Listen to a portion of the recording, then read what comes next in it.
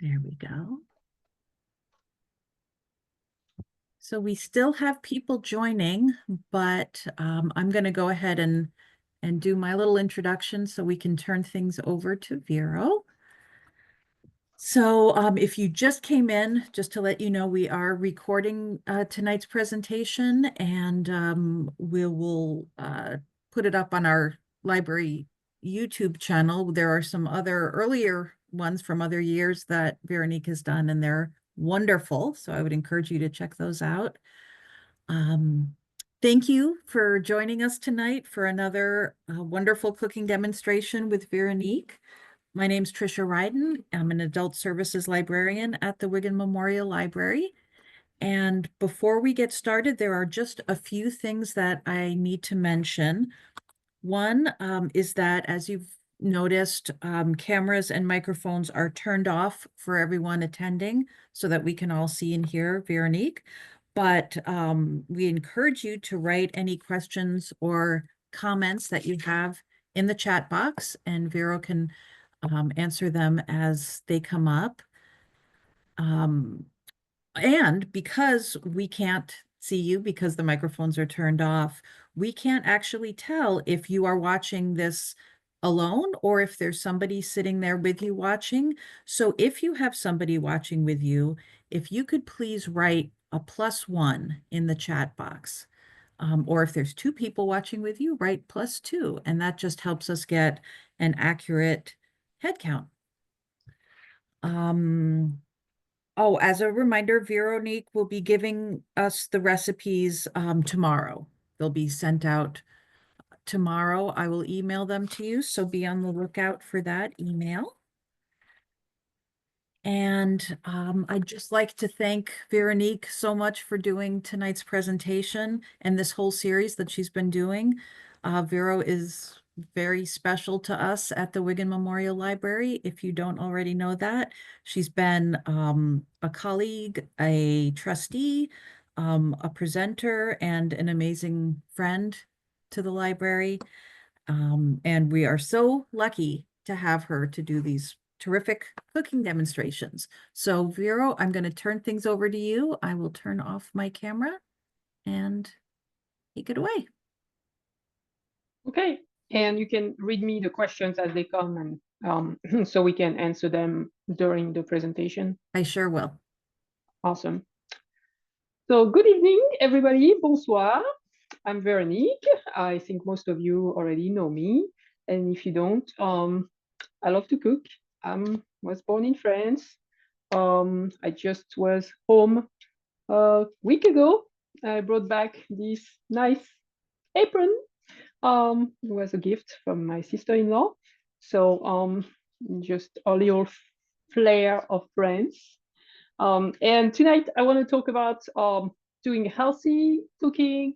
That's not like cumbersome with 1,700 ingredients. Most of them you buy and you use a teaspoon of and you never use again and sits in your fridge or your pantry until you decide to look at the date and do a little cleanup and find out, like me, that it's been there for, who knows, 2, 7 years. So it's happened to all of us, I think, who like to experiment with cooking. So I wanted to kind of reframe on like simple dishes that you can do in a short amount of time, but have some like varied meals, things that you can kind of like substitute ingredients one for another to do a little variation of the same dish, but have like kind of the same base. So I'm gonna start. The first recipe is gonna be gnocchi with asparagus and pesto. And as we go, I'm going to talk about the things you could substitute for. So the important thing about cooking with a small number of ingredients is basically using all the tools a cook can have to have the dish be really flavorful. And some of those things can start with the simple searing or sauteing everything at fairly high heat. Getting a nice crispy crust on vegetables or on gnocchi can really augment, pull out the flavors from the product, really develop the flavors. And for that, you want to try to substitute the usual fats, which are, butter and oil, for something a little different. So tonight I'm choosing to use Herbe de Provence infused oil. It's from France. The oil is actually sunflower, so it's you can use this at high temperature without it going, burning. It's just going to develop a nice flavor. So I'm going to use a little bit of that. And the reason I'm going to use just a little bit of that is because I'm going to use pesto later. And pesto, so there's different kinds of pesto. There's the traditional basil pesto. You can actually do pesto with a number of green herbs. And you also have sun-dried tomato pesto. Those two are kind of my go-to. They go along with a lot of different ingredients. And the thing to remember about pestos is they have oil. So you have to be parsimonious about how much oil you add to your pan, because if at the end you add pesto, a good quantity of it, if you're like me and you love it, you love the basil taste, you're going to end up with something really oily and greasy. So I just want to mention that at the beginning, that you need to be careful about how much oil you add to your pan. So I'm going to talk a little bit about gnocchi. So gnocchi, it's an Italian pasta, and it means little lumps in Italian. And the reason why is because it looks like a little lump. And they are fairly traditional. They're handmade, and the little stripes are usually made with 2 forks for people who handmade them. And the traditional version is made with mashed potatoes. So it's usually mashed potatoes, flour, egg, and salt. That's basically like the common base. And you're going to find little different varieties now. You're going to find cauliflower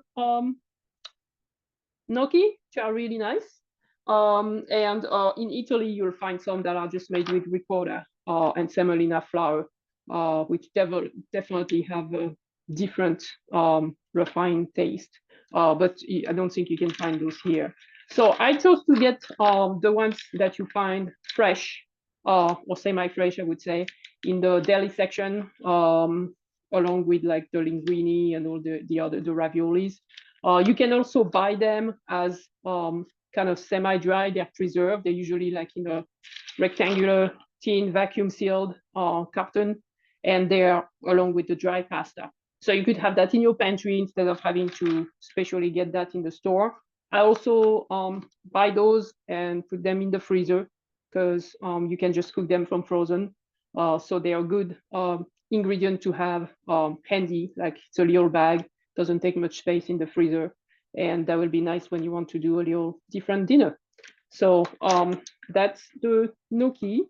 So I'm gonna turn on the heat to medium high, and I'm gonna heat up that oil. And the first thing is we want to get those gnocchi roasted, so toasted, so golden brown, not burned, just golden brown, and they'll end up being crispy on the outside and really soft on the inside, which is, as you can tell, I love them, delicious. And I'm gonna add a little more oil. And I'm adding a little more oil because I'm using a cast iron pan, so it absorbs a lot of the oil. But if you're using like a stainless steel pan or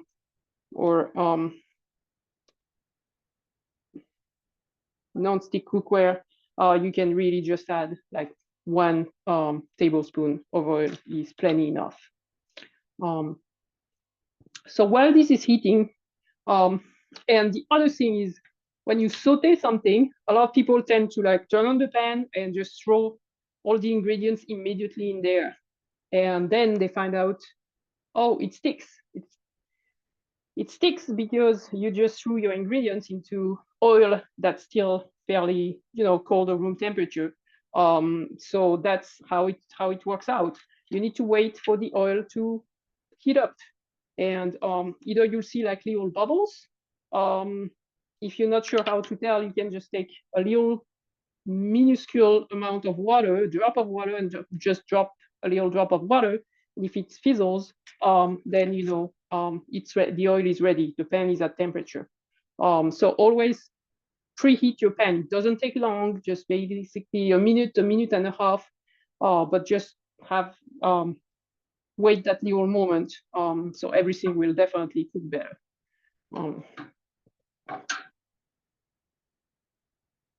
And I can see the little, I can see the little bubbling starting already. So the gnocchis are gonna be cooking about like 6 to 8 minutes, and I'm gonna be tossing them around a lot so they don't, so they golden evenly, and they obviously fill the pan. So that's perfect, a perfect serving size to cook. And so for this one, I'm gonna choose asparagus to go along with that and the pesto. It's a fairly simple, simple combination. The asparagus you could steam, and you can see I chopped them in a couple of inches pieces, and I got rid of the bottom end because you don't want that tough part when you're trying to eat, everything together. So you could steam them. You could cook them in the microwave. You could also use a bag of those steam in the bag asparagus that you put in the microwave, and then just let them cool down and make sure you pat them dry so you don't import the liquid into the final dish. I prefer to saute asparagus. That's a personal preference, but I think they end up tasting actually a little different than if you steam them and you pull out all that water. When you saute them, it's like sauteing green beans. I talked about that in a previous class, I think. It just doesn't pull all the water from them. So it definitely keeps the taste and the vitamins and everything more in the vegetable itself. So so you can saute the gnocchi and then wait for them to be done. And if you're gonna saute the vegetables, you can saute them at the same time, or you can just do the gnocchi, do something else in the meantime, and then use the same pan. Why use another pan? That's the other thing I wanted to talk about is you don't need a lot of instruments to cook something good. You don't need a lot of accessories, apparatus. You need good pans and a couple good tools, and like basic tools like spatulas, strainer, things like that. And you're all set to start a good meal. So gnocchis are starting to roast pretty good. They need to be tossed a lot, otherwise they all of a sudden start to burn. Because you want to cook them at, like I said, fairly high heat.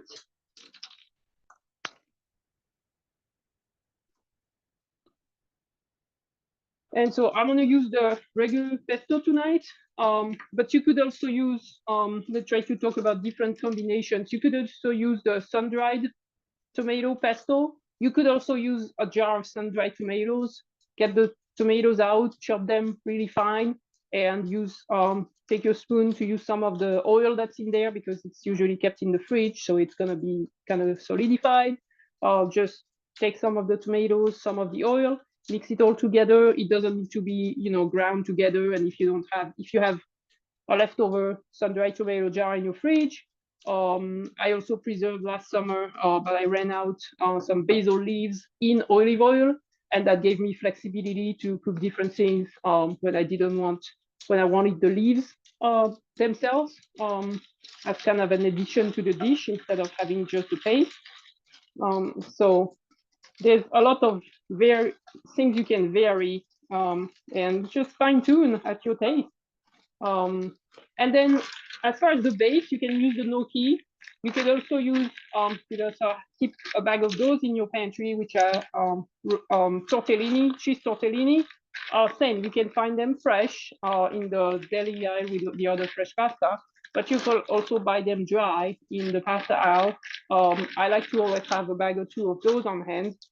They make for a quick meal. You can just boil them and toss them with cheese or with jarred tomato sauce. But you could also use them like that. You cook them, boil them 10 minutes, and then saute some vegetables in a pan. You could do white beans to get protein. So you could do white beans, tortellini, and arugula salad or watercress or spinach, and just like saute all that together. You could do peas and spinach is a good combination. And I'm not, this dish is not gonna have meat, but if you wanted meat, you could add simply add pancetta or prosciutto, something that's gonna go definitely well with the asparagus and the pesto, either of the pestos. You could also make a light cream sauce, and a trick to make a quick cream sauce is to buy boursin or like alouette, those kind of like garlic spreadable cheese, and you just take a little chicken stock or vegetable stock, glaze it in the pan after you've cooked the ingredients and pull them out, and then just stir in a whole boursin cheese in there, and it makes a delicious garlicky herb sauce. So that's another quick way, and that's something that keeps for a long time in your fridge that you can have on hand to make a quick meal. So all those are just like suggestions of things you could do to make a tasty meal out of like basically 3 or 4 ingredients, no more on this one.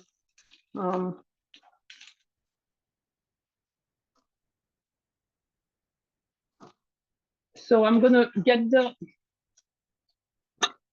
gnocchi out of the pan, and then I'm gonna add a little more oil and saute the asparagus. And sauteing the vegetables, it's up to you. If you like vegetables that are al dente, just saute them for a couple minutes. If you like something a little more cooked, you can start by sauteing them, and then put a little bit of water or broth and put a lid on it and let them finish cooking up that way. Just make sure that the broth is fully absorbed before you continue on with the recipe. So a little more oil, and I'm gonna really do those al dente. So obviously the pan is already hot. And this oil is really, I'll put the references on the ingredients in the recipes we'll send. The oil is really flavorful. And it's a small investment. You can just use that for special occasions or special meals, obviously a little bottle. And it's a good little treat. I think it's about $12 or something like that here. So just a small investment to get good taste at home. Just remember how much you pay for a dish in a restaurant and things you can make at home. It's nice to go to a restaurant and have the ambience and taste different things. It's also nice to try some new things at home that can be as flavorful and in the comfort of your home. And then you can also impress your friends by making it for friends. Oh, you get a couple more asparagus. So I think these asparagus were a little on the bigger side. Sometimes you'll find like the really thin one. Those were a little on the bigger side. So I'm going to use a little bit of broth just to make sure they are not completely raw when I'm finished. And so I'm going to put the lid on just for 2 minutes and let them kind of simmer in there. The liquid's going to be absorbed pretty quickly because the pan was quite hot.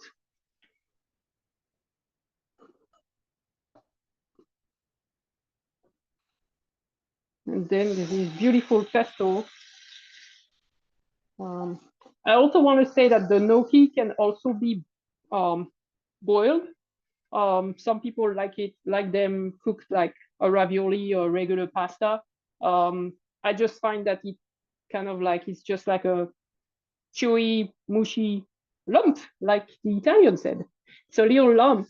but it really feels like a lump if you boil it. So that's why I definitely I tried sauteing them once and I was sold.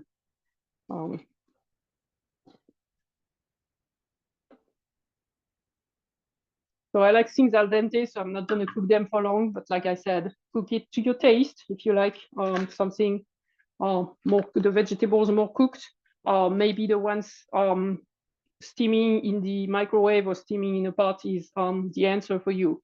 Just do things. Remember, there's no right or wrong answer. It's all about what your tastes are like. So it's absorbed the liquid. So I'm gonna go ahead and put pesto. Obviously, I'm gonna be generous with pesto because I love it. And same, you can see you can leave a lot of the oil that you don't want. So if you don't want it to, if you already have enough oil in your pan, just be careful to kind of drain some of the oil. You can see the oil kind of stays on the surface. So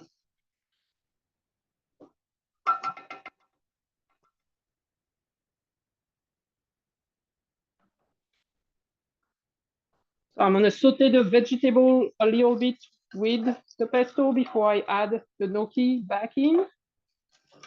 And that's simply so the gnocchi don't get kind of soggy. That's really the only reason.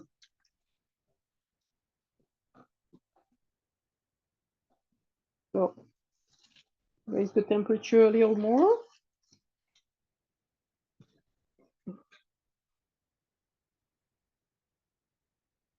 And if you do the sun-dried tomato, maybe you can add fresh cherry tomatoes in there instead of something green like green beans, peas, asparagus. I personally am more of a green than red base. I did not really grow up with tomato sauce per se.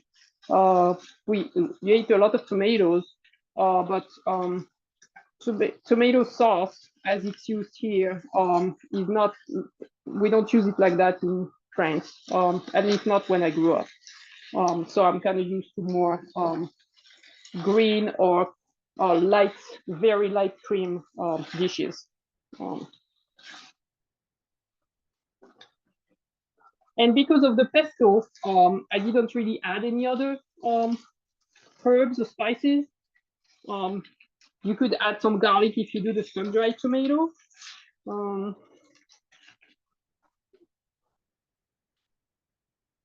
And of course, I'll have to add some fresh basil. I had bought a little basil plant I shared with a friend. So I have some fresh basil leaves. I was actually eating some before starting this program.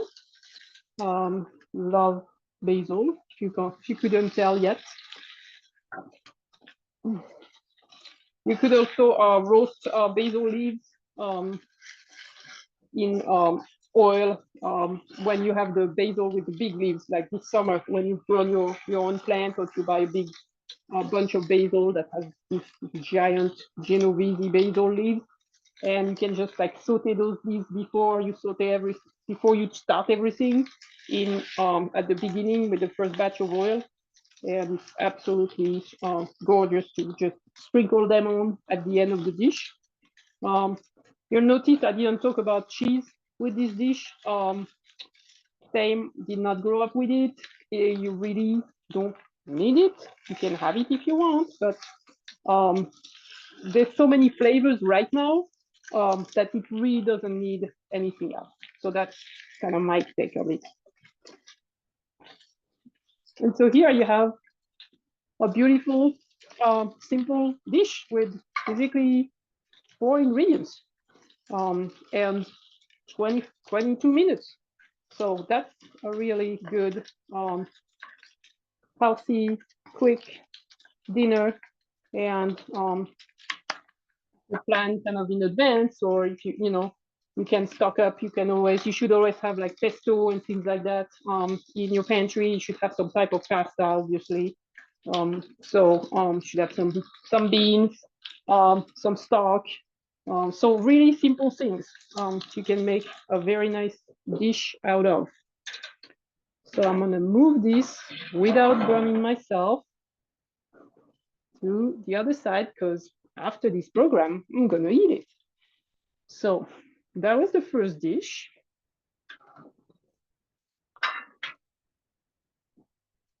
And I'm gonna move on to our second dish. So our second dish is stuffed peppers. So people love stuffed peppers, and stuffed peppers, I feel a lot of work. Whew, you have to cook the peppers beforehand, so they are well cooked when you cook them with the stuffing.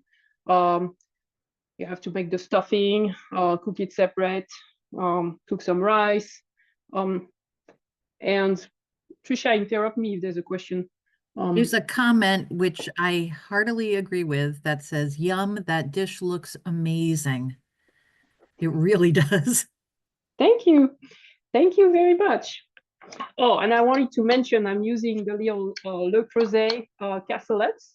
I don't know if... Am I there? You're there. Okay. I don't know if Cindy is on there, but I know, at least I'm sure she recognized those. So they are like the baby of the Le Creuset big pans, made in France. They're cast iron. They're coated. And the mini ones are awesome to make like little personal gratins and casseroles and things like that to serve at the dinner. But they're also great to when you prepare your ingredients because they have a top. So that's what I've been using recently when I prepare my ingredients ahead of time. They go in the fridge, they go in the freeze, in the not in the microwave, they go in the fridge and in the oven up to 500 degrees. So you can actually prepare little casseroles in there and have them in the fridge, pull them out the next day and put them in the oven when you have guests for a meal. So a great little, was a gift from my family in France. So stuffed peppers. So I started with peppers and I'm gonna get them out of the microwave because I cook them in the microwave. So they're red peppers. You can choose green or orange, yellow, sweet bell peppers. And basically started by cutting them in half, coring them out, and microwaving them on a plate upside down so the moisture stays inside on the inside part and kind of like almost like steams them in from the inside out. So that was about 8 minutes in the microwave, and that's a big shortcut to the recipe. So I have those ready, and I'll put them on a pan that I lined with aluminum foil and olive oil. And that's kind of gonna be the base of the dish. And so basically the peppers are cooked. 8 minutes in the microwave, they're cooked. So that part is done. So it's not gonna be cooking plus 30, 35 minutes in the oven. It's gonna be, they're cooked, and we're gonna make the stuffing in a pan on the stove. And then we're gonna put them under the broiler and like 5 minutes and it will be done. So pretty easy recipe. And once again, we're gonna use pretty much pantry ingredients. So I'm using rice that's already cooked. You can buy it in a bag. There's different brands. It's either in bags that you can microwave or in these little cups, which are measured to 1 cup, which is perfect. And basically, you cook them 1 minute in the microwave, but because we're gonna make the stuffing in a saucepan, we're just gonna toss the content of the cup in a saucepan. You could also use quinoa, which is really good too.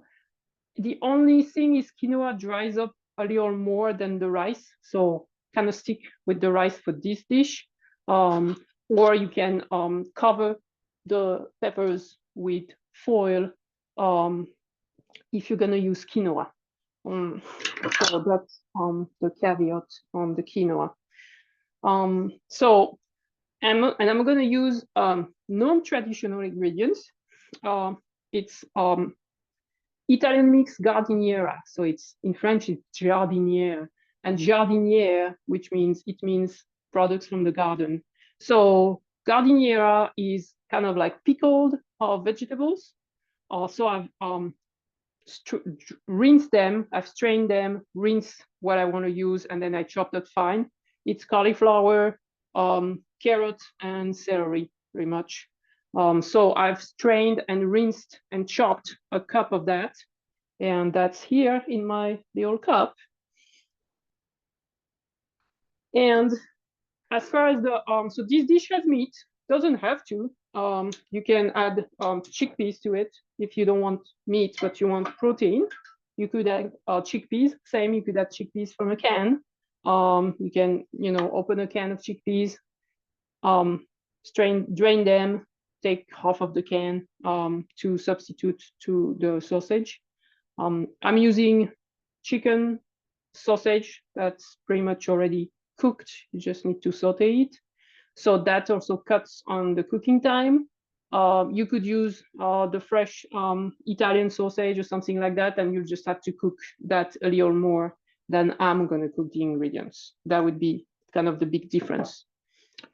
You could also use something you already have in your fridge, leftover rotisserie chicken. If you bought a rotisserie chicken to have with the family last night or 2 nights ago and you have some left, and hopefully you've chopped up the meat of the bone to preserve it, which I highly recommend. Then you can just add the cooked chicken at the end of sauteing the vegetables. Or you could use a chicken breast chopped really fine and add it with the gardeniera. So I'm gonna cook the gardeniera in the pan once it's hot with the sausage. And then I'm gonna add scallions for a little touch. We could add onions too, but scallions cook way faster. So I prefer to use the scallions in this recipe. I know the traditional recipe you use regular yellow onion, but then it's gonna bake in the oven for half an hour or something. So the scallions, they're really something you can quickly saute. They give you taste, but also freshness with the onion taste. So that's a good compromise. So I'm gonna cook the gardeniera, and I'm actually gonna add the sausage. And the sausage I'm talking about is sausage that this one was sun-dried tomato and garlic, but it comes in a number of flavors, and it's in next to the fresh pasta usually.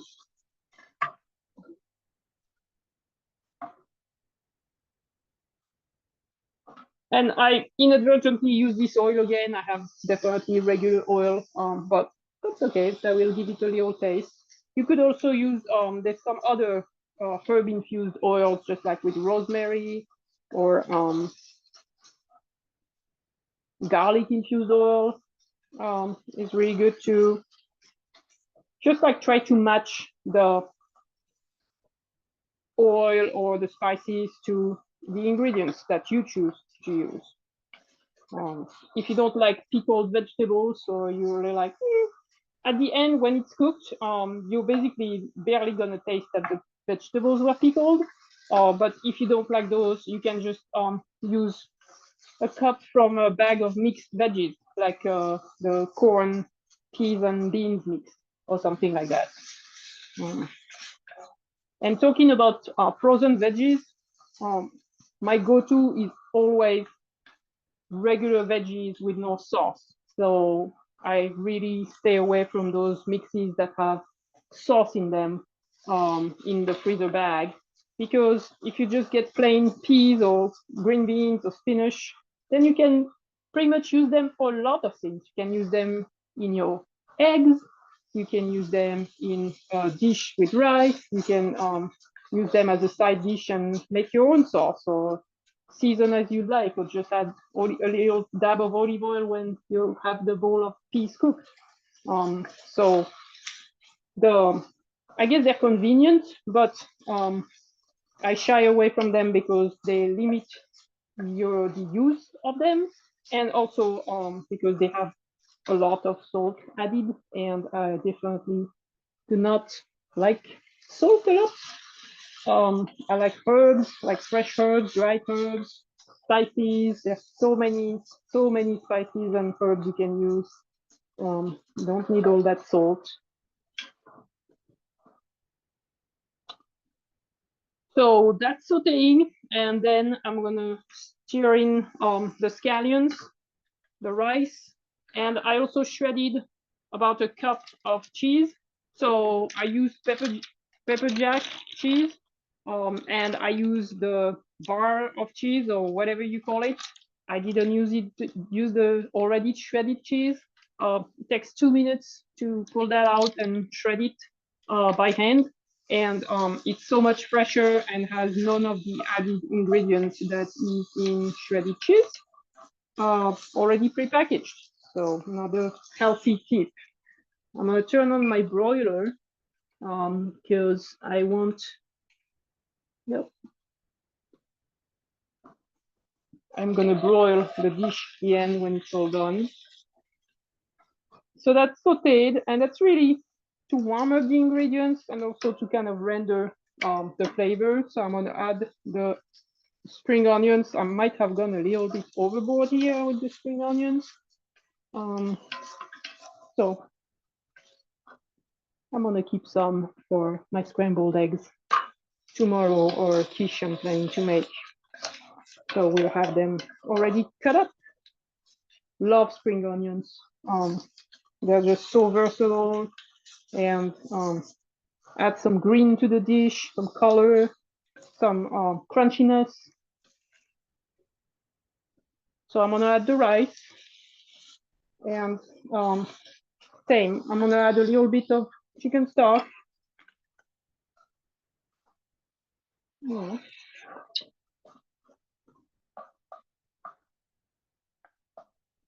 Cook it a little more. And there's definitely a lot of different varieties of that rice, that's basmati rice. That's what I had in the pantry. I was not gonna go and buy another type of rice. You can get, the minute rice, that's the long grain or other types. But I use what I had.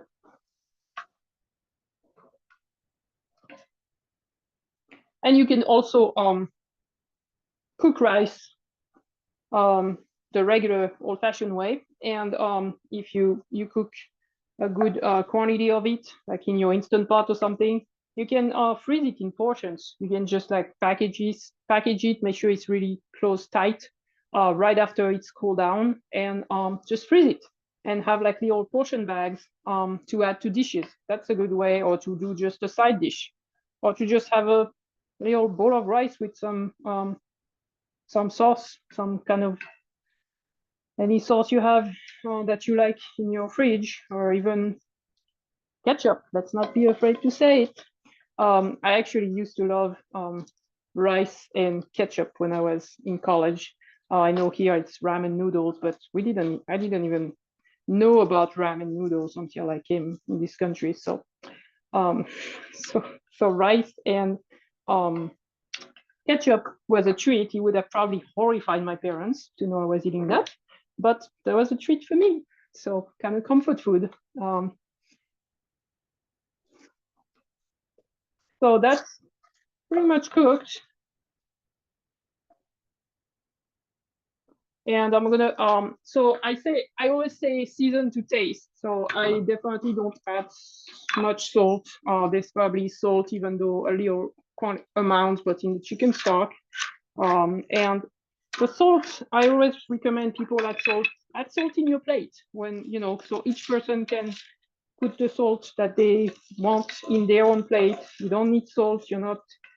We're not going across the ocean preserving these dishes in a barrel. So you don't need salt.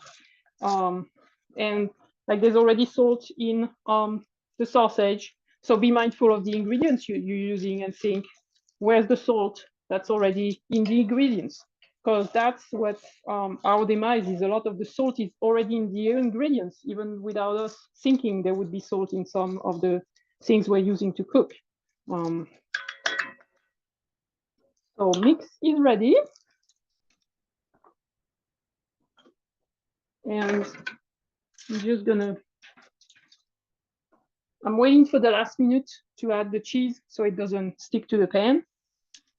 So I'm gonna keep just a little bit of the cheese to put on top of the,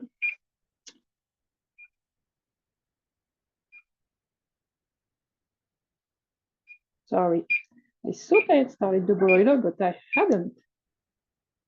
Here we go. So here's the mix. And I'm gonna just put that in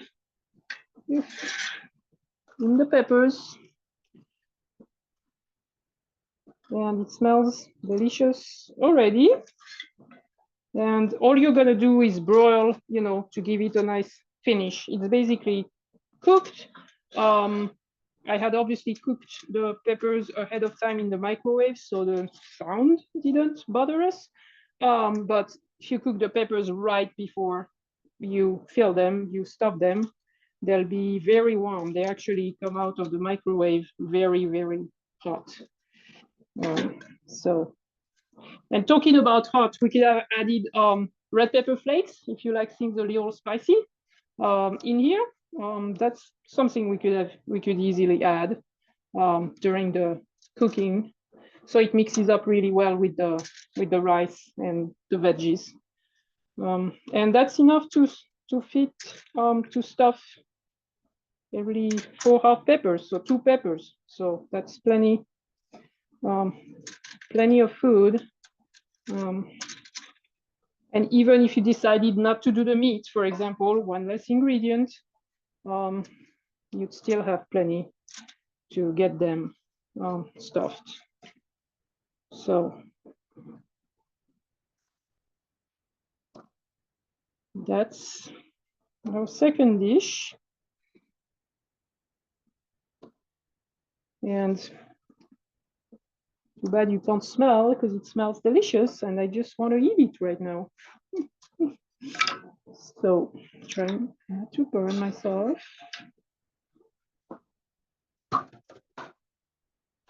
And so I'm going to use the rest of the cheese, just put it on.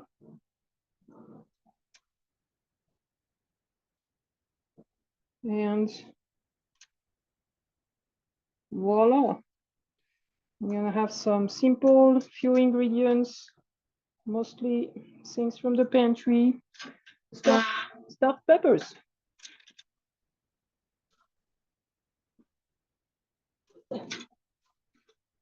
And so that's going in the broiler for about 4 minutes. So I'm gonna put a timer so I don't forget and burn them while I'm doing something else.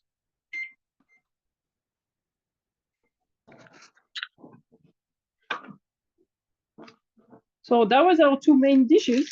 And I'm happy because we still have time to talk about a dessert.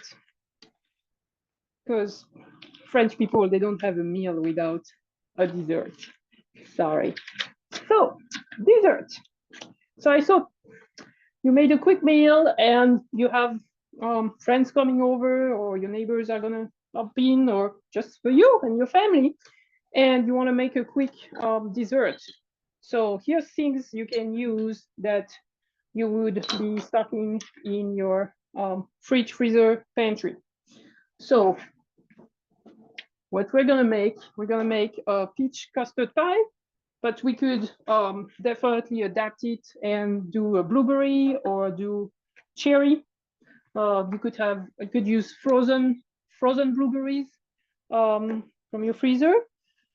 You could use frozen cherries. They come in a bag. They're already pitted, perfect. Usually they're a perfect size to make a pie, a tart.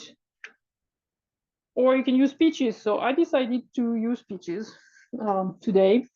And then you use just a frozen crust. So this one I par baked at 400 for 8 minutes. So it's hard because if you don't par bake it, some of them say you can cook it or you can bake it along with the filling. The problem is the bottom of the crust is going to become all soggy. and not really cooked. So I par baked the crust for 8 minutes. Additionally, you could sprinkle a little bit of either semolina flour or almond flour at the base. And I find that it works really well. The almond flour gives you a little almond taste at the same time. So it's kind of like a double benefit. So to do a pie, you would preheat your oven at 350, which I'll do after I'm done with the peppers. I'll have to send you a photo of the pie because it won't be ready once in the next 15 minutes. So in here in my bowl, I just have I have 2/3 cup of sugar. I always try to put as little amount of sugar as I can. It could probably bear up to 3/4 cup or even a cup, but I think 2/3 is perfectly more than enough. And I have 1 round tablespoon of flour. Pretty much the eggs are gonna give us, the custard. So we don't need much flour. The flour is just a slight thickener. Some people like to put a spoon of corn flour in there instead, which is fine. Cornstarch, I guess it's called here. So I have 3 eggs.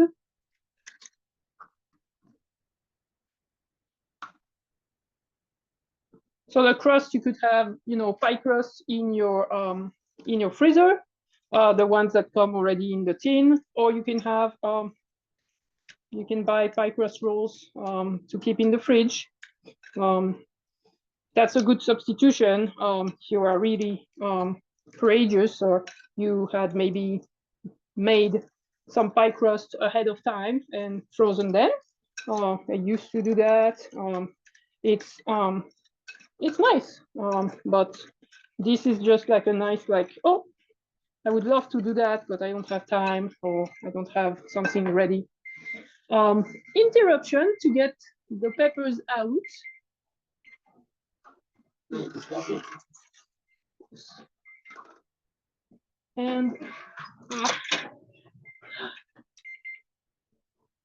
And we have, I hope everybody can see, we have these beautifully golden stuffed peppers. Looks amazing.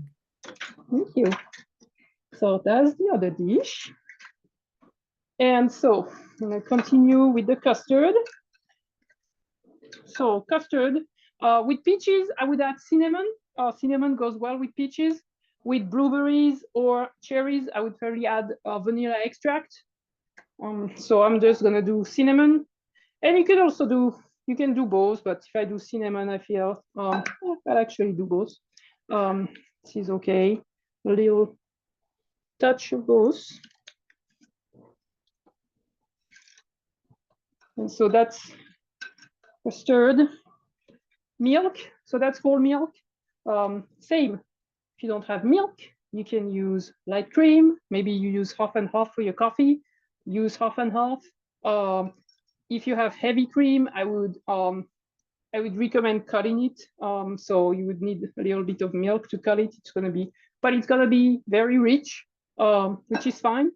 If you don't use any dairy like that, you can use almond milk, or you could, if you don't want to have milk, or you don't have milk on hand in your fridge, what I do is I go through periods of time where I don't use really milk in anything.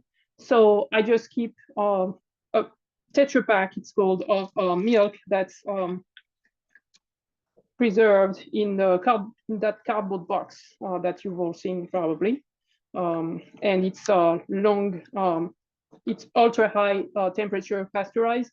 So it's long conservation. So you can probably keep that pack of milk unopened for like a year or something. And that's a good thing to have in the pantry. I usually try to have some just in case I want to make something that's gonna require milk and not have to run to the store. So it's definitely a good thing to have. So pretty straightforward. We have our custard, and the only thing is I want to drain the peaches, so I don't bring any of the liquid in the custard, so it bakes well. So I'm gonna drain the peaches, and I'm gonna keep the liquid because that's actually syrup. And when I was a kid, if we didn't have syrup to put in our water, like mint syrup or berry syrup, grenadine, we call that red berry syrup. Sometimes we just use the syrup from a kind of fruit like that my mom had preserved, like a mason jar. And it's basically the same. It's fruit flavor and sugar. So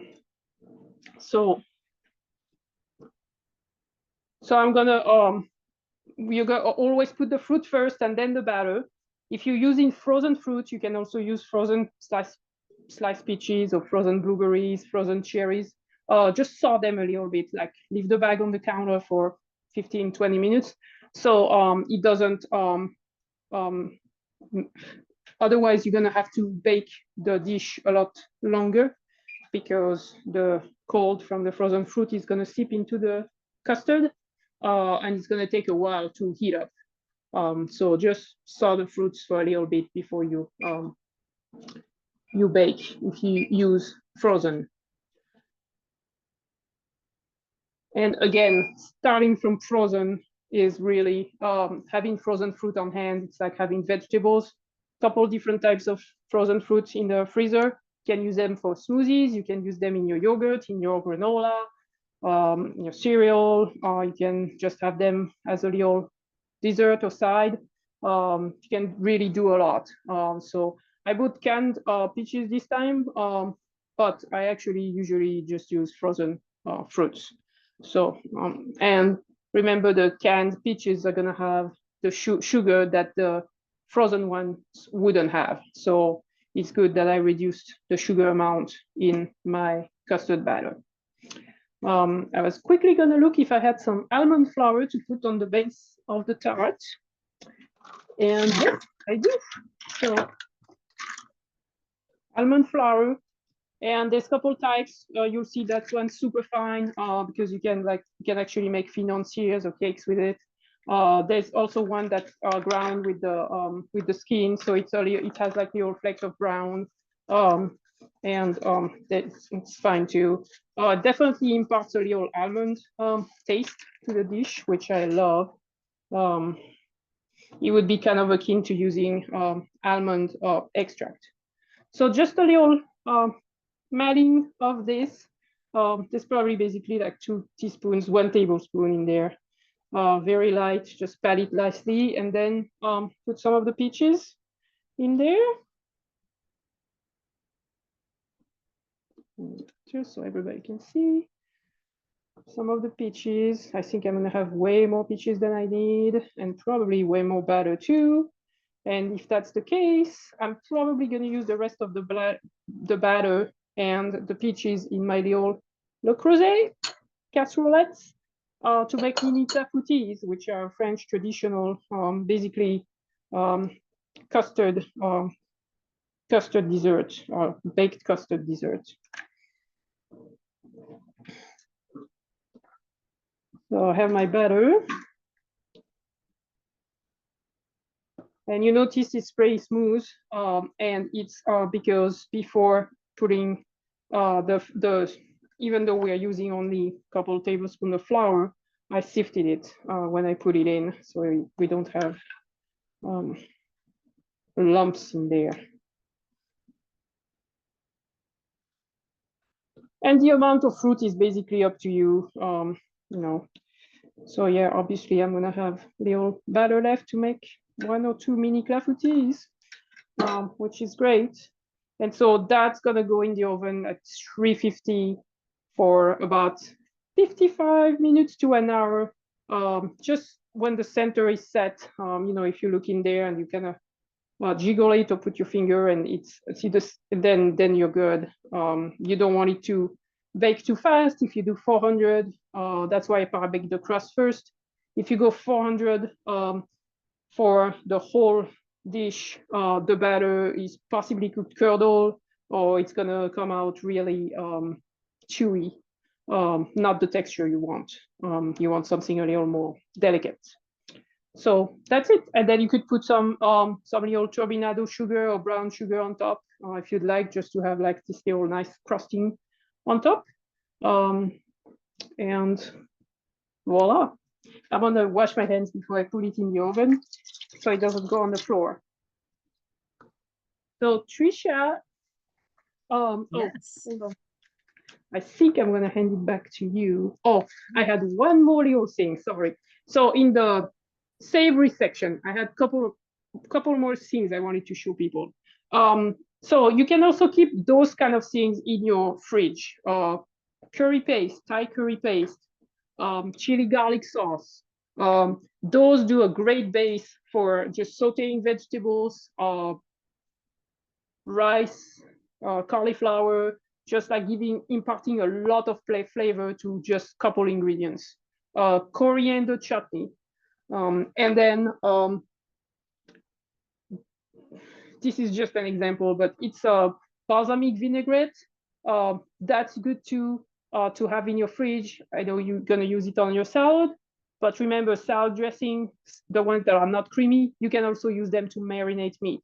So for 10 minutes, you just marinate, chop the chicken breast, marinate it in there, chop some pork tenderloin, marinate it in, one of those kind of hot or spicy sauces. Use coconut milk as a fat instead of using the oils, the butter. So there's definitely a lot of variations you can do with simple ingredients, make simple but super flavorful dishes and things that don't cost a lot of money that you can have on hand. Those sauces, like some of them come in like pretty small containers, which is nice. Maybe you try and you don't like it, so you didn't invest in a giant tub of it. But there's definitely a lot of things you can do with simple things. And then I wanted to show this salt. That's actually kelp granules, but you can use it as a salt replacement. Obviously, it's full of iodine and sodium, but it has like a different taste, and it was given to me by a friend, and it's very good. So that's it. I'm gonna hand it back to you, Trish, and I'm gonna put the pie in the oven at the same time as I'm answering questions. Okay. So if you have any questions right now or comments or anything, please go ahead and put them in the chat. In the meantime, Vero, I had a question, which is it seems like you're such a improvisational cook. How much do you rely on cookbooks if you do? I do. I like cookbooks. I like cookbooks for ideas, for bases, for Mm, the base of starting something. That's why I always say, cooking, you can really improvise from a recipe. Baking, you have to stick to the proportions, otherwise it comes out funky. Not always, but most of the time. right. So cookbooks are really, I think cookbooks are a good base. There's also so many cookbooks out there, and it's kind of, I feel, confusing almost. Mm, Like all those cookbooks that profess to sell healthy recipes, or so just take cookbooks as an inspiration and kind of like the base of your own cooking. Doesn't need yeah. to be exact. You don't need to have all the ingredients like by the letter. There's a lot of things you can substitute. There's a lot of things you can omit if you don't like. Don't be discouraged by a recipe that has one ingredient you don't like. Just read the recipe carefully, and most of the time you'll find out you can omit that ingredient. It's still gonna be delicious and fine. Mm, So that's a good source of inspiration. great. Kathy says, wonderful, thank you, and for giving me great ideas. Awesome. Thanks, Yeah. Kathy. And I should tell people as well that we do have at the library a cookbook club that meets the last Wednesday of the month, every month, and my wonderful colleagues Karen and Cindy host it. So if you're interested in experimenting with some of the cookbooks that we have, that's a great thing to sign up for. There's a question from Debbie. Do you put anything on top of the custard? Any garnish or anything? No, like I said, if I would just like some kind of like big crystal sugar, like turbinado sugar, it's the big like or Moscato, that's big brown sugar, big crystals brown sugar. Mm-hmm. And it gives it a little crisp once you've baked it, but that's it. Great. Any other questions? Oh, Kathy asks, what is the difference between using chicken broth and chicken stock? Um, that's a good question. That is a good question. Kathy, I'll be honest, I'm not really big. I know there's a definition of the difference between stock and broth. I think stock is more reduced than broth. So it's more concentrated, but it would have to be verified. I'm looking it up right now. Yeah, I don't know if it's Broth is made from meat and vegetables. Stock is made from bones. gum bones, right? Yeah. So broth tends to be thinner. All right. Any other questions? Oh, she says thank you. Thanks, Trisha. All right. Well, that all looks amazing. I bet it smells amazing. Thank you so much as always. You're the best. And everybody can look for an email tomorrow with the recipes from Veronique. And we so appreciate you all coming tonight. Yeah, thank you very much for attending, and I hope it inspires you to start cooking with look in your fridge, your freezer, your pantry, and start making some colorful and tasty dishes. Absolutely. Thank you, everybody. Good Have a night. good night, everybody. Oh, and Debbie says, I enjoyed the hour. Can't wait to try these. Thank Thank you, you. Debbie. Thank you. We had 2 people watching from Kathy. Thank you for letting us know, Kathy. All right. Good night, everybody. Thank you. Good night. Thank you.